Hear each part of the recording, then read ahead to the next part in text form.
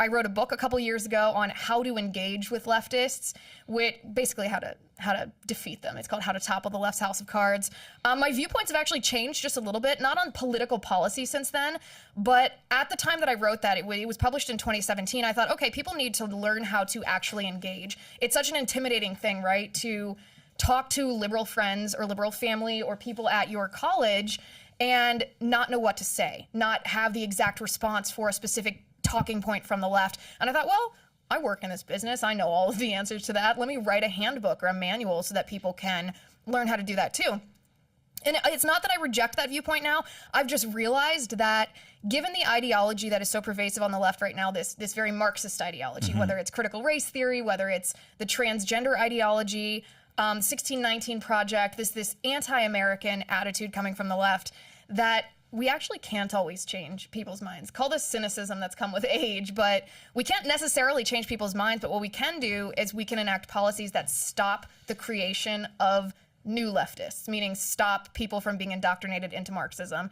And so that has resonated in such an interesting way with young people on college campuses to hear like, oh, I might not be able to change this crazy professor's viewpoint, but I can actually do things at the state or local level that stop his viewpoint being taught to children or stop his viewpoint being applied to me. So that's what I've been spending the last semester doing, talking to college students about that, and just diving into this new media that we're all doing. What are you hearing when you go talk to college students? What do you like? And I'm not talking about people that agree with you, because people who agree with you, it is what it is. There's no converting there. It's people that don't agree with you that are open to receiving. What are you noticing with them? Yeah, I mean, they immediately appeal to kindness and compassion, or how they define kindness and compassion. So one of the most common questions that I get from leftists is, oh, I have a transgender friend or I have a transgender classmate and I don't want to deny their dignity. I don't want to deny their personhood. I don't want to anger them by not calling them by the pronouns that they choose or not acknowledging what they're suffering.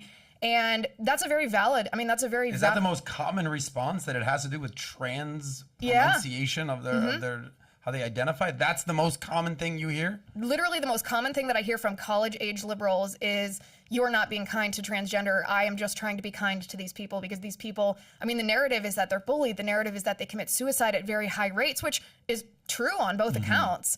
And these college kids want to know, why I don't support their transition, because these students believe that the transition is actually being helpful to the student. If you have 100 conversations, how many times does the trans stuff come up with these people as the first thing they bring up?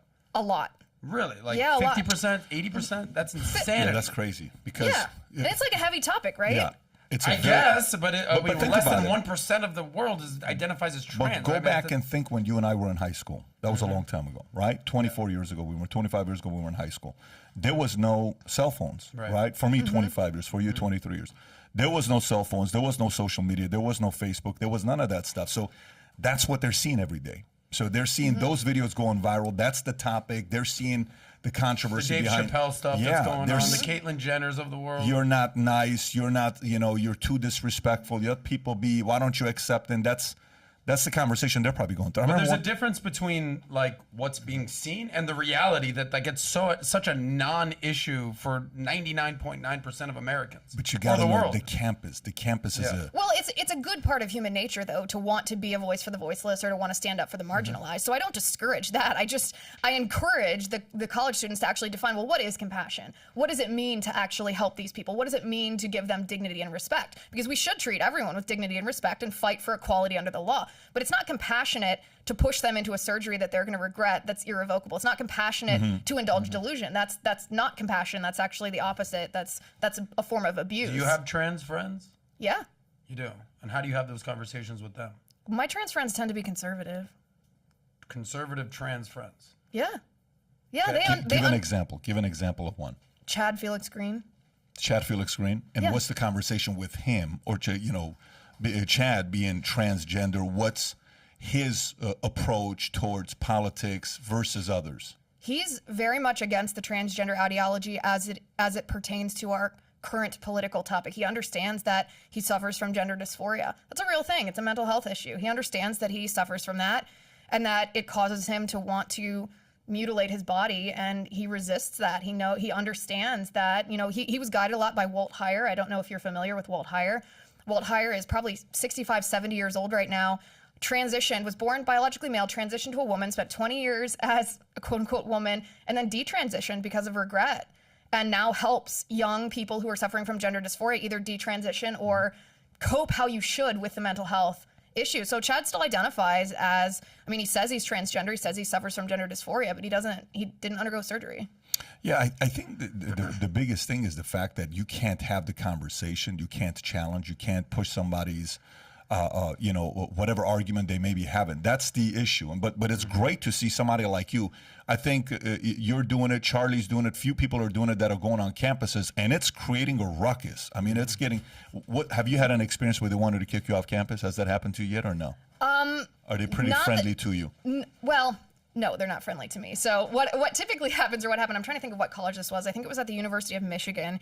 We went to the University of Michigan late last fall, and they put posters up. The YAF students, Young America's Foundation students that host me on the campuses, put posters up for the events all over, and they plastered probably 1,000 of them all over the walls just to make a show. And then they caught on video leftists who were ripping them down one by one and throwing them in the trash can. There's been a really interesting change, though, on college campuses. 5 years ago, if you went to a college campus and talked about a controversial issue, a lot of people would turn out who didn't agree with you. It was, in fact, everyone's seen those video clips where the leftist is getting squashed by some, owned, if you will, by some conservative speaker, and they wanted to engage. They thought, listen, my arguments will get the best of you. They wanted to have that engagement. They don't come anymore. They don't come anymore the same way. Since the advent of cancel culture, since the advent of these safe spaces and trigger warnings and everything, they typically just go outside and protest, and they don't want you to be allowed to be there versus engagement. So you're saying they're trying to cancel you. They don't even want you on campus versus coming and debating you and engaging you and having open discourse. Yeah, and I always invite them. I actually always say before I go, anybody who disagrees with me, my producers will bring you to the front of the line at the question and answer. Wow. I want to engage with you. Are you speaking at a podium? Are you just going out and No, these talking are to people one-on-one with the mic? No, it's not man on the street. It's an event, a hosted event where, hundreds of people come, and it's in an auditorium generally, just like a lot of other speakers. It's a very common thing that happens on college campuses. Different clubs bring in different speakers. Yeah, but I love that, though. I love anything having to do with debate. I love it. I love your courage to go out there and have those conversations. We need way more people who have the courage like you to go out there and talk to people, especially opposition, to talk to these younger kids. Go ahead, Tom. What's very interesting is my wife, the BizDoc Babe, she teaches 7th, 8th grade, and kids are coming in with the notion that to disagree, remember, there's discuss, process, and then open conflict. Now, open conflict is disrespectful, yelling back and forth. But processing, the kids don't feel that processing is polite or nice. Well, that wouldn't be nice. That wouldn't be polite. So you got kids there in the formative years, 6th, 7th, 8th, going into middle school, about to be teenagers where the emotions kick in, and they are sort of being indoctrinated by a system that says, don't process because that wouldn't be nice. And that elevates to, in high school, well, you don't have the right to question someone else. And so I'm not questioning, I just want to process something that's of social importance or something that I think maybe we can both learn from. Suddenly you go from nice to right to cancel. And that's the flow, exactly what you just brought up, Pat, and it's happening. I think that's the worst part of it, because what we're seeing is the downstream issue. Downstream issue, pollution happens upstream, downstream, the lake is polluted, and we look at it and go, gosh, how do we fix this? The upstream problem is these kids aren't even being taught how to have a civil processing discussion. So if you enjoyed this little segment from the podcast, click over here to watch the entire podcast. And if you've not subscribed to the channel, please do so. Take care, everybody.